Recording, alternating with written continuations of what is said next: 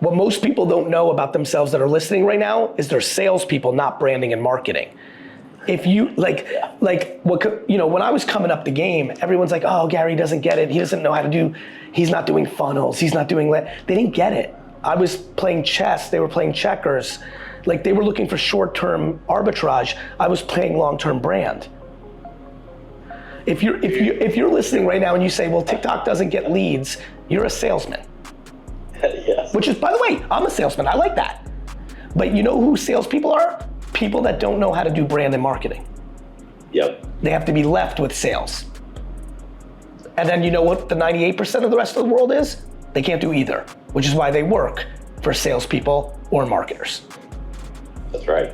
Well, everybody wants outcomes today, damn it. You know, and everybody's impatient. And look. You know who's getting outcomes today? Nike. You know how they did it? By building a brand. Exactly. You know who's getting outcomes today? This motherfucker right here who's been doing this show for 6 years, and Garyvee's now sitting in front of me. That's exactly right. But that didn't happen 6 days in, or 6 months in, or 16 months in. No. It's the game. By the way, people are like, oh, Gary. I was like, oh, Gary, nothing. Like, I worked every day in a liquor store for 13 years to figure out how things marketed and branded. Like, and before that, I spent my childhood in marketing and selling. Like, I don't know what, I think Malcolm Gladwell's thing was 10,000 hours. Motherfucker, I don't know, I gotta run the math, but whatever fucking, what am I, 48? Whatever 42 years of trying to sell or make signs or build brand or sell, whatever 40, and I didn't do school like that. I gave it none of my time. Whatever 42 years subtracted by 7 hours a day on sleeping on average, whatever that math is, that's how many hours I put into this craft. That's what I'm saying. That's why I've haven't agreed with everything that you say, but I've always respected the hell out of you because you live exactly, you preach and if you really watch what you're doing, Gary, you've always done what you're telling other people to do. That's the secret, guys. Couple things on that, brother. One, I appreciate your opening line. I want people to hear this. No one should agree with anyone on everything. It doesn't even make sense. We all have different life experiences. We end up figuring it. By the way, we also all change our minds. Many people have written to me that they didn't believe something and then they believed it, or vice versa. This is why I call my book Day Trading Attention. Someone emailed me the other day and said, hey, I watched this video. I've been trying it. It's not working. I replied to him like, bro, I did that in 2009. That video's from 2009. Shit's changed.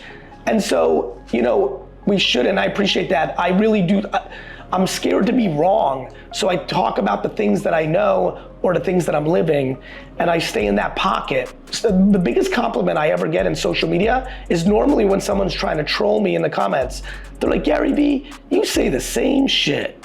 And I reply, I'm like, thank you. I'm like, what do you want me to make up stuff I don't believe in just to say something different? Yeah, but what you're doing is the epitome of what you're preaching, which is brand. And brand, you play your greatest hits over and over again. And you're literally, because if you're not consistent, you can't build a brand. I just saw a fucking billboard for Rolling Stones is going on tour. I'm like, these motherfuckers have been doing this shit for 80 years. You got your hands in so much shit, like, I don't even know how you keep, I have my hands in a lot of shit, and I watch you and I'm like, God, how do you keep your head straight?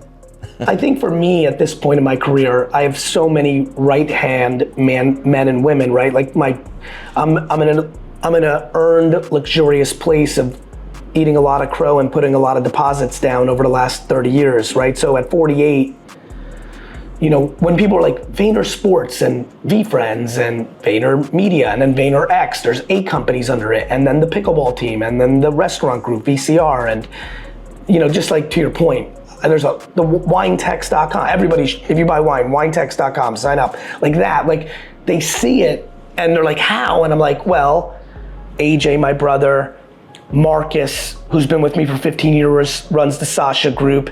Kaylin McNamara is my chief business officer for VaynerX. She's been here 11 years. Hannah's my chief of staff. She's been here for 10 years. Claude is HR for all of it, 10 years. Mark Yudkin, general counsel and concierge and COO for VaynerX, 16 years. Brandon Warnicki's my best friend for the last 34 years, runs the wine business. Ryan Harwood's my GM and partner in the pickleball team, 13 years. Like, you're young in your journey, you're a youngster. This is the reason people don't understand. If you want to build something meaningful, it's only relationships. If I had people that I just hired a year or two ago in all the roles that I just mentioned, by the way, there's another 50 that I didn't mention that are here 7 to 15 years, either running departments, offices, or important things. Andy K runs VFriends, 13 years. Sid runs my personal brand content, a decade. Like, Dustin, you've been here now 4, 6. Build a culture, do right by people, give a shit about them, create longevity. I don't know how many people listening like football the way I do, American football, but if your offensive line is intact, the same offensive line year after year after year, watch how good your football team will be. Not real anymore with injuries and free agency, but Jesus Christ, that's how. Takes a village. It takes a village, and it requires you to love them, not they work for you. And that's where everyone gets it fucked up. When you're a boss, you work for them, not they work for you. And the day you figure that out is the day you start creating continuity, and the day you start creating continuity, you start to build the blueprint for scale. Yep. Amen. I learned that the hard way, man. I did, my time in Madison Avenue in New York, in my late 20s, early 30s, and it was me, and I thought I could carry the world on my own talents or ability or, whatever the hell. And you get grounded real quick. You cannot grow. You can't do what you want without others or without a hell of a team. If people don't like you, you're in trouble. That's right. And people are never gonna like someone that is only in me life. When you flip that M and you go we life, it gets real good real fast. And then as a complex, thoughtful leader, you start to understand some people want money, some people want a title because they're insecure and they want the status. Some people want work-life balance. By the way, some people, and these are the people I'm always gravitating, they want challenges and different things. Some people want to travel.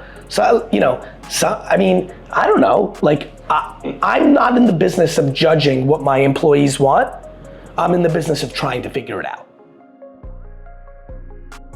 I say this all the time, passion's always right, because you like it more, this.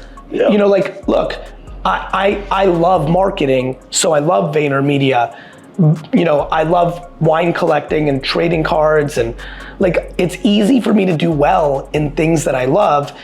Look, I'm a salesman, I could sell anything, but if you like something more, you're gonna do it at 10 p.m. to midnight because it's your hobby. And if you're doing something you don't love, you're not. It's not complicated. And so passion's a great way to go.